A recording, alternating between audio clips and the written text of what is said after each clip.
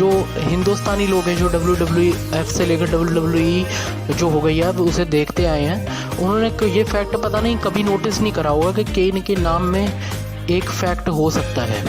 कि एक सच्चाई हो सकती है कि केन, देखिए बाहर के लोग जो हैं केन बोलते हैं, ठीक है। अब किसी को KAN ही, जो हमारे यहाँ पे हिंदुस्तानी लोग हैं जिन्हें केन बोलना नहीं आता होगा, तो वो KANE को जो नया नया उन्होंने इंग्लिश लर्न करी होगी तो वो कैसे प्रोनाउंस करेंगे, वो केन को काणे बोलेंगे, ठीक है। जिन्हें ठीक से इंग्लिश नहीं आती होगी वो केन को काणे बोलेंगे, और जो काणे हैं, ठीक है, वो काणे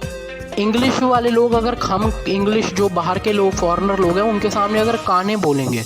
तो वो ये क्या स्पेलिंग उसके लिखेंगे, KANE ही तो लिखेंगे।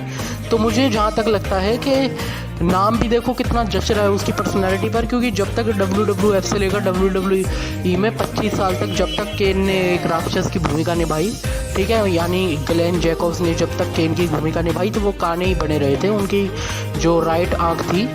वो कानी ही थी, ठीक है। तो किसी इंडियन ने उन्हें बुलाया होगा, कोई दोस्त उनका इंडियन रहा होगा जिसने उन्हें काने बुलाया होगा उस टाइम पर, उन्हें पता चल गया होगा कि केन काने होने वाले हैं, ठीक है, तो उन्हें काने बुलाया होगा और WWF वालों ने फिर यही नाम सोच लिया होगा, ठीक है। तो उन्होंने इंडियन दोस्त से, केन के इंडियन दोस्त से शायद पूछा हो कि इसे कैसे प्रोनाउंस करते हैं, तो उसने KAN ही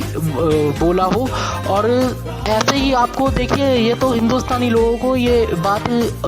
देखनी चाहिए थी, सोचनी चाहिए थी कि क्या पता केन किसी, जो केन नाम है इनका, वो किसी इंडियन ने ही रखा हो, किसी हिंदुस्तानी ने ही रखा हो, जो कोई हिंदुस्तानी उनका दोस्त रहा हो केन का,